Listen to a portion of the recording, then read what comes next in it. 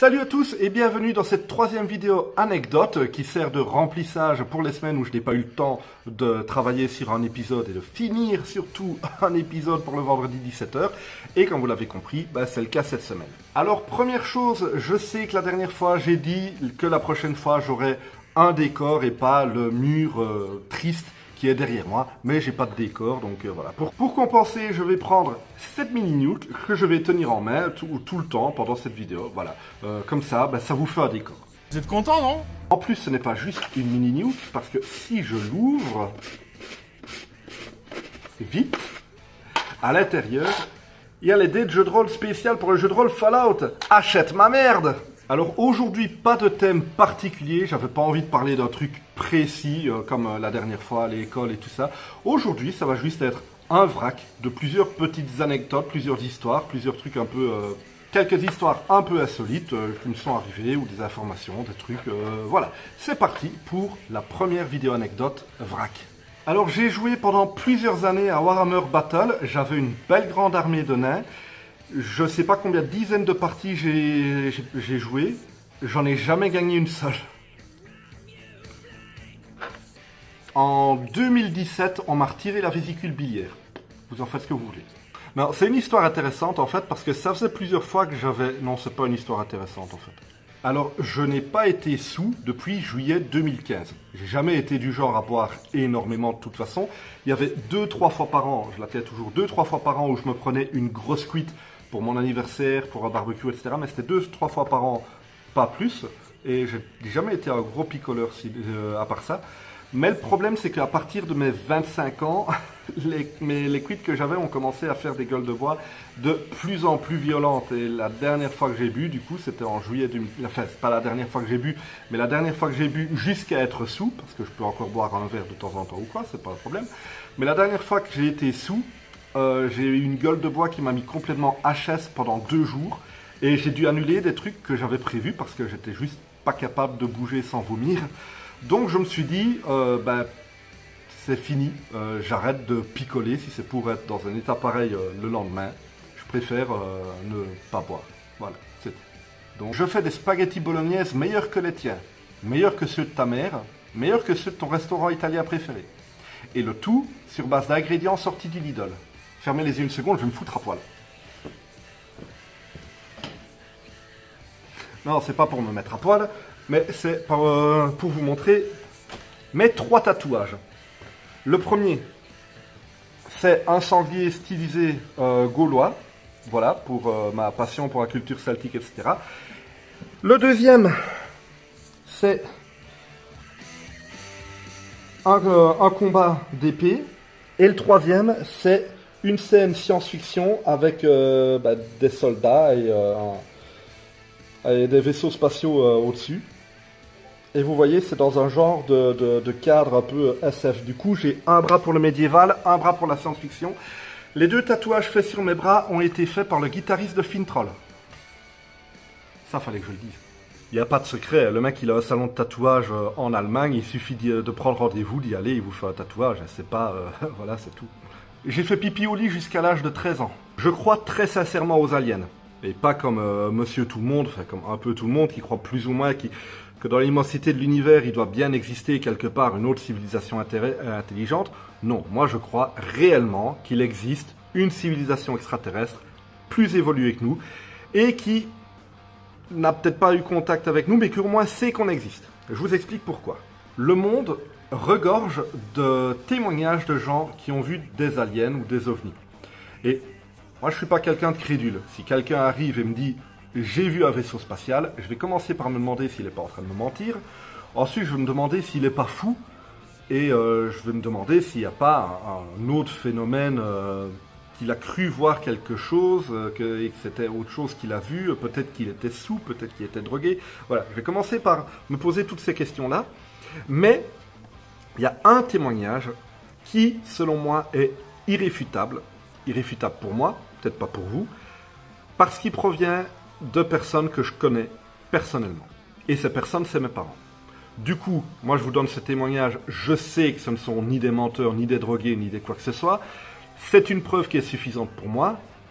Je comprends que ça ne le soit pas pour vous. Mais Vous connaissez pas mes parents. Voilà. Ça s'est passé en 1989. Mes parents ont vu un... C'était à Recourt, en Belgique, du coup, vu qu'on habite en Belgique. Et mes parents ont vu un triangle noir, le fameux triangle noir avec les trois... avec une lumière sur chaque point et une lumière au centre. Et ils l'ont vu.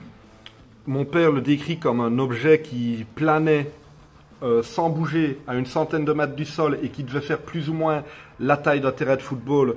C'était en pleine journée. Dans un premier temps, ils ont voulu le suivre, enfin aller vers lui, et puis ils se sont dit que c'était peut-être très con de faire ça, donc ils se sont barrés. Et quand ils sont rentrés chez eux, ils ont vu dans les médias, au journal, qu'il y avait eu énormément de témoignages partout dans le pays de gens qui avaient vu la même chose. C'est ce que plus tard les ufologistes, je sais pas, les passionnés d'ufologie ont appelé la vague belge d'OVNI de 1989. Alors, première chose qui pourrait réfuter le témoignage, ce sont des menteurs. Comme je vous l'ai dit, moi je sais que c'est pas des menteurs. Vous ne le savez pas, moi je le sais. Deuxième chose, ils étaient drogués ou c'était des alcooliques. Ben non. Pareil. Troisième argument, ils ont vu quelque chose qu'ils ont cru être un ovni, alors qu'en fait c'est quelque chose de tout à fait normal. Au journal, ils ont dit que c'était des tests de l'armée qui avaient été vus par des civils. Mais aujourd'hui, en 2022, même l'armée n'est toujours pas capable de faire des objets qui volent sans aucun bruit, en vol stationnaire sans faire de bruit et qui font la taille d'un terrain de football. Donc en 1989, ils n'en étaient pas capables non plus. Donc, c'est pas ça. Autre solution, hallucination collective. Voilà, c'est aussi l'argument qu'on entend souvent qui réfute beaucoup les témoignages de la vague d'OVNI de 1989, l'hallucination collective. Sauf que une hallucination collective, ça survient dans un moment précis, dans un certain contexte, un contexte de stress, etc. Un groupe d'individus qui marche de nuit dans un bois, il y en a un qui va voir quelque chose, qui va dire « j'ai vu ça là » ou « j'ai entendu tel bruit », même s'il n'y avait rien. Les autres, leur imagination va faire le reste et ils vont le voir aussi. Imagination, plus stress, plus tu vois pas bien ce qu'il y a autour de toi, bim, on a une hallucination collective. C'est pas le cas quand tu es en pleine journée en train de te balader en rue avec ta femme et tes gosses. Autre explication, l'hystérie collective.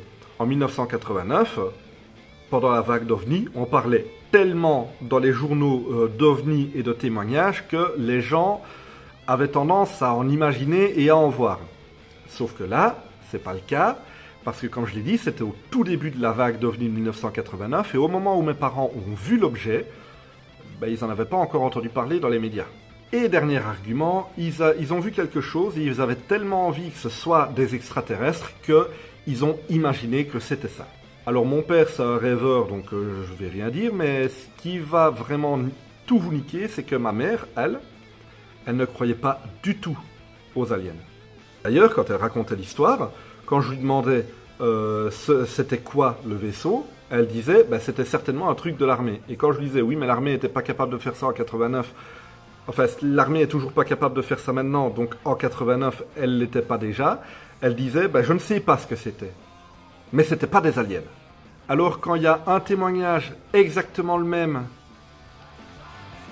entre une personne qui croit aux aliens et une personne qui n'y croit pas, mais que la personne qui n'y croit pas admet que tout est vrai, mais qu'il n'y a aucune autre explication que ce soit des aliens quand même, moi j'ai tendance à penser que c'est réellement une civilisation extraterrestre qui est passée. À une époque, j'ai été carrément islamophobe. C'est plus le cas, mais j'envisage peut-être de faire une vidéo dans le même genre que celle sur le harcèlement scolaire, mais qui explique comment et pourquoi je suis devenu islamophobe et comment et pourquoi je me suis calmé. Dites-moi si ça vous intéresse. Quand j'étais petit, mon dessin animé préféré c'était Freakazoid, clairement, au-dessus de tout. Je joue de la flûte.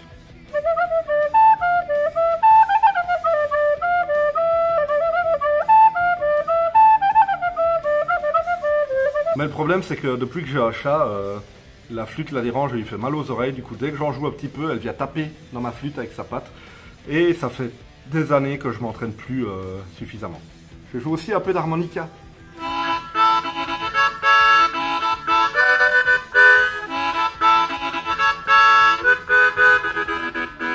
Mais pareil, ça fait chier mon chat.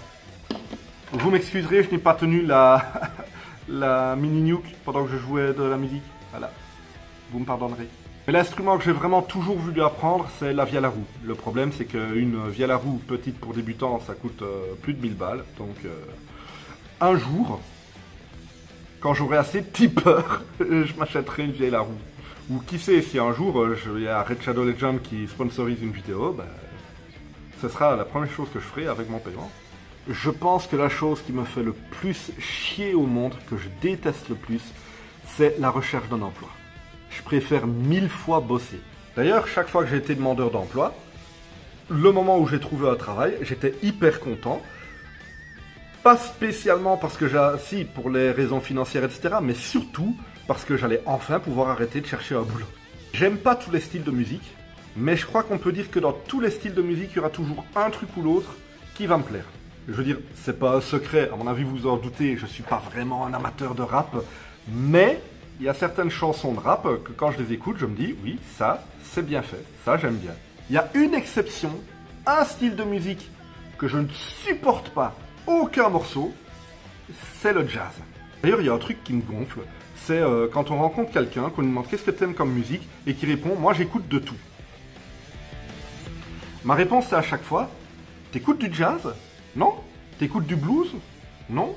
T'écoutes du classique? Non. T'écoutes pas de tout alors, t'écoutes ce qui se passe à la radio, c'est tout. C'est comme les gens que tu rencontres, avec qui tu essaies de faire connaissance, et à qui tu demandes c'est quoi tes hobbies, et qui te répondent oh moi j'aime bien aller voir des potes, boire un verre, aller au cinéma, tout ça quoi. Pour info, absolument 100% des êtres humains sur ce continent apprécient de voir leurs amis. Je vous jure que c'est vrai, à part ceux qui n'ont pas d'amis, mais ça.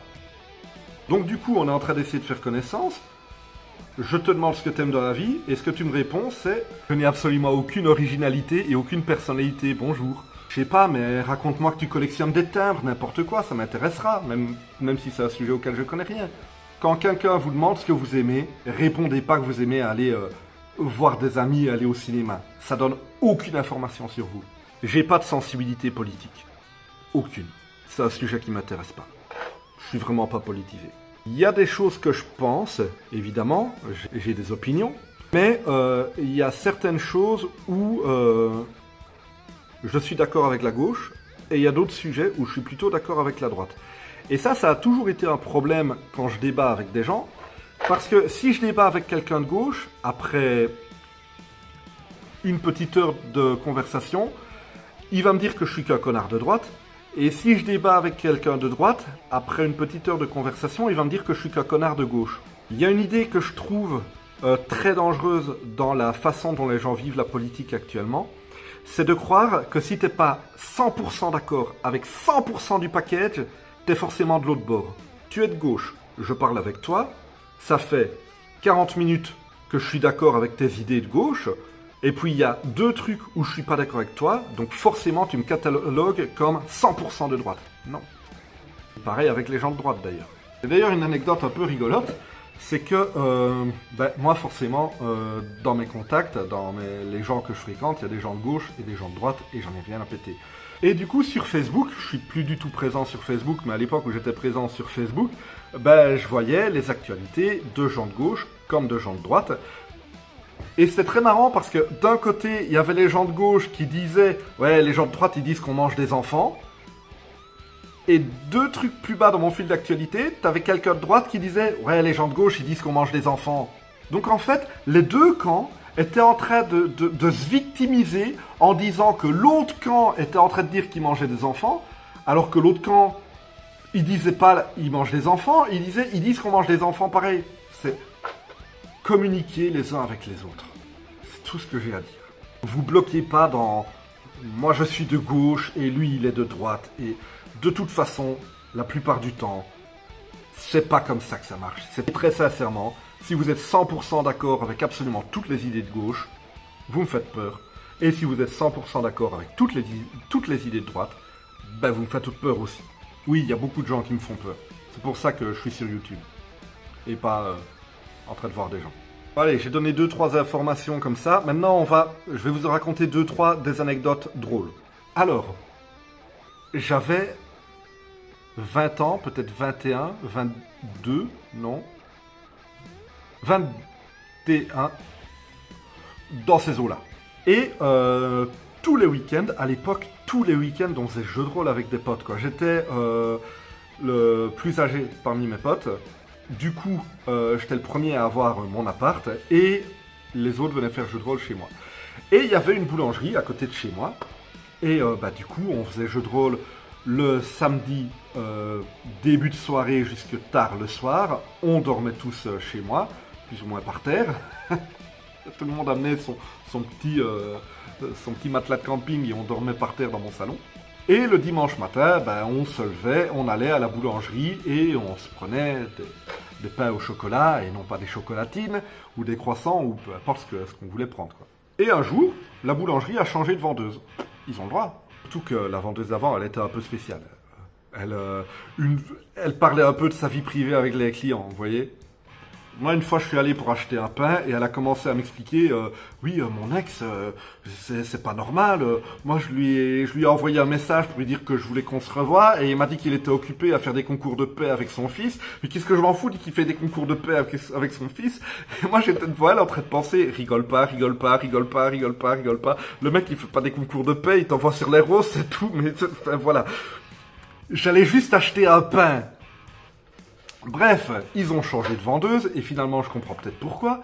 Et la vendeuse qui l'a remplacée, j'aurais peut-être préféré qu'elle parle un peu plus. Elle était vraiment pas sympathique, du tout. Vraiment pas faite pour ce boulot. Et une fois, on y va, du coup, je suis avec mes potes, on rentre dans la boulangerie, on est 4 ou 5, et vous savez, on arrive, on commande pas clac-clac direct. On arrive, on se parle entre nous. Et qu'est-ce que tu vas prendre? Oh, je veux peut-être bien prendre un éclair. Oh, moi, je veux peut-être bien prendre ça. La vendeuse, elle arrive, elle nous regarde, elle voit qu'on discute et elle fait bon, je sers qui en premier? On s'est regardé, genre, c'est quoi son problème?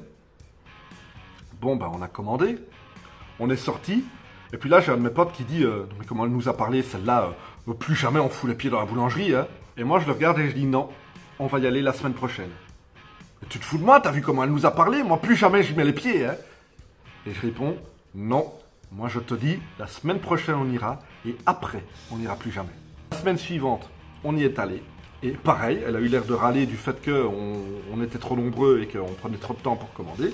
Moi, je commande, gentiment. Mes potes commandent aussi. Elle nous sert. Et je crois que j'avais pour 4 ou 5 euros de marchandises, j'avais pris 2-3 trucs, et j'ai tout payé avec des pièces de 1 et 2 centimes. Comme ça. 1, 2, 3, 4. Elle était en train de fulminer derrière son comptoir, il y avait mes potes qui étaient tous en train de pouffer de rire derrière moi. Arrivé à 3,50 €, j'ai perdu le compte, parce que je me suis dit, merde, c'était une pièce d'1 centime ou de 2, ça, je sais plus. Je recommence à zéro, hein. J'ai repris toutes mes pièces et j'ai recommencé. Je crois que j'ai dû passer une demi-heure à payer cette connasse. On est sorti et j'ai dit, ok, maintenant, on n'y retournera plus jamais. Je suis un client revanchard. Alors, l'anecdote suivante, c'est pas un truc qui m'est arrivé personnellement, mais j'ai quand même très envie de vous la raconter. Certains d'entre vous le savent peut-être, j'en ai parlé dans une vidéo précédente, mais mon père est gardien de prison. Et à un moment donné, dans sa carrière, il a eu, je pense que c'est quand il travaillait à la prison de Huy. Oui, il y a une ville qui s'appelle Huy en Belgique, et elle s'écrit pas comme Huy, elle s'écrit comme Huy. Huy. Enfin, bref. Et du coup, dans les détenus qui gardent, il y a un, je sais plus si c'était un pilote de Formule 1 ou un pilote de rallye, mais en tout cas c'était un type qui faisait des sports automobiles, peut-être un pilote de moto. Je sais plus, mais c'était il y a longtemps, hein, ça fait plus de 10 ans, hein, je devais avoir, j'avais moins de 20 ans, c'est pour vous dire, c'était il y a longtemps. Et le mec, il sortait de prison, ce jour-là, et il explique à mon père, ouais, ça m'emmerde un peu, parce que je sais que quand je vais sortir, il y a les journalistes qui vont m'attendre et me prendre en photo, alors que je suis en train de sortir de prison, et moi, ça m'emmerde, voilà, c'est un truc qui est chiant quand t'es célèbre. Et le mec était chauve, et mon père était chauve. Du coup, mon père, quand il a fini son service, il est sorti de la prison en remontant son pull comme ça et en se cachant.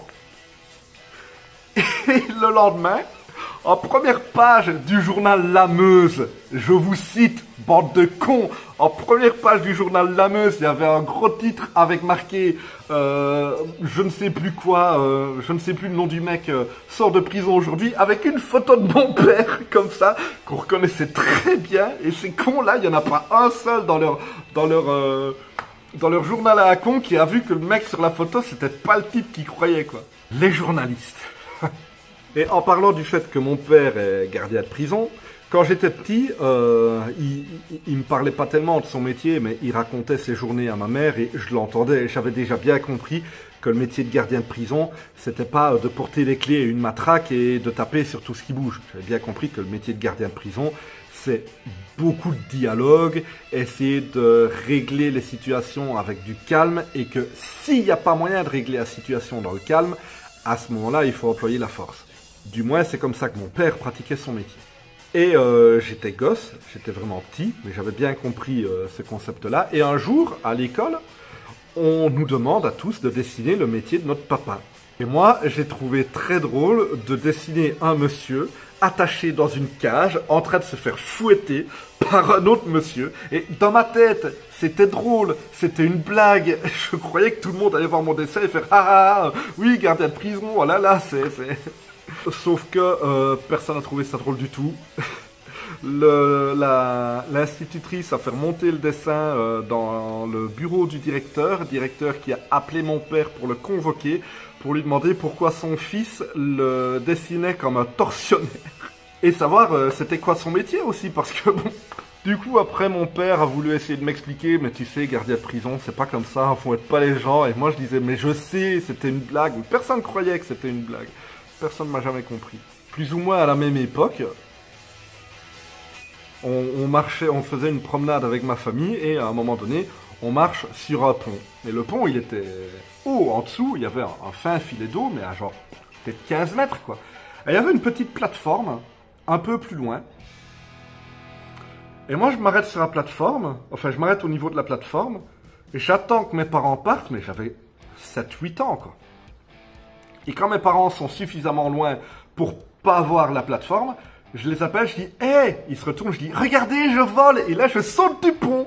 Le pont qui a une hauteur de 15 mètres avec des gros rochers en dessous. Il m'est rien arrivé, je suis tombé sur la plateforme qui était 1 mètre plus bas. Et moi, j'étais mort de rire. À l'époque, je me suis pas rendu compte. Mais au moment où j'ai sauté, j'ai entendu ma mère qui est « Non !» comme dans les films. Parce que ma mère a cru que son fils venait de sauter d'un pont et allait mourir. Et mon père a cru que son fils venait de sauter d'un pont et allait mourir. Personne n'a rigolé à cette blague. Mon père m'a attrapé, il m'a remonté, il m'a remis sur le pont et il m'a collé 2 mains dans la gueule. C'était pas mérité. C'était pas mérité, je trouve. Personne comprenait mon humour. Heureusement, il y a des gens avec qui je peux plaisanter. La cousine de ma femme, par exemple, qui s'appelle... Bon, je vais pas dire son nom, elle s'appelle C. J'ai oublié de tenir le truc, je l'ai haché, désolé. Voilà, je le tiens, regardez, il est là, il est beau.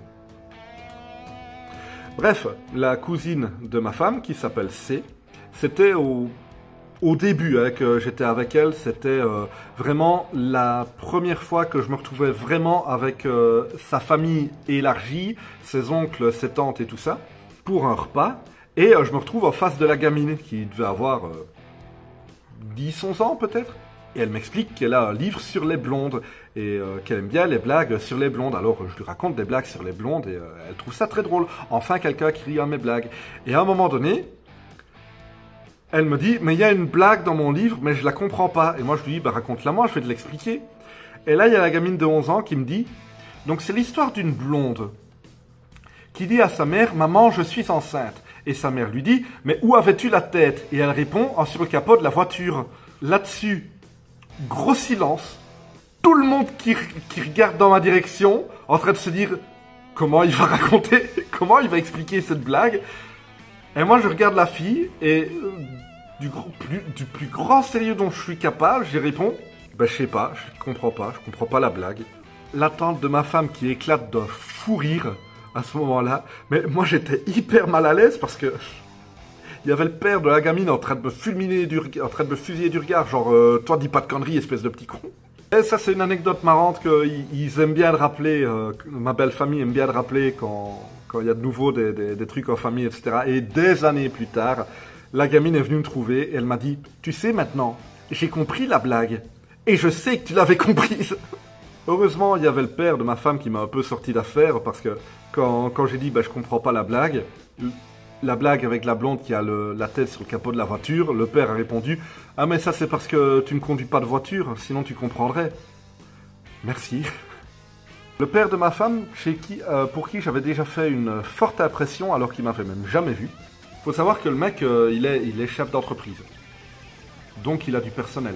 Et quand ma femme lui a dit qu'elle avait un nouveau copain, c'est-à-dire moi, et comme elle sortait d'une relation qui avait été très compliquée, son père lui a dit bah, « Écoute, le nouveau, moi, je vais lui faire passer un entretien d'embauche, comme je fais avec mes collaborateurs. » Et moi, elle me dit ça, et je me dis « Genre, je vais être impressionné, quoi. » Je veux dire, j'avais 27 ans, j'avais passé l'âge d'être impressionné par beau papa qui allait me faire passer un entretien d'embauche. Donc, histoire de lui faire comprendre à quel point j'avais absolument pas peur de ça, je lui ai écrit une lettre de motivation, un truc hyper bien fait. Apprenant que le poste de gendre était vacant, je me permets de vous envoyer cette lettre afin de vous proposer mes services à cette fonction. Non, j'avais vraiment fait la lettre de motivation pour devenir son gendre, quoi. Et puis, on lui a envoyé et je me suis dit, là, ben, ça passe ou ça casse. Soit il le prend avec humour et le courant passera bien. Soit il le prend pour de la pertinence, et c'est un peu ce que c'était. Et le courant passera mal, mais au moins il saura à qui il a affaire. Il a dit que j'avais beaucoup d'esprit et apparemment ça a fait beaucoup rire. Du coup, bah voilà. Du coup, je m'entends très bien avec mon beau-père. Et des fois, il y a des frictions, mais ça c'est normal. Avec toutes les personnes qui m'entourent, des fois il y a des frictions.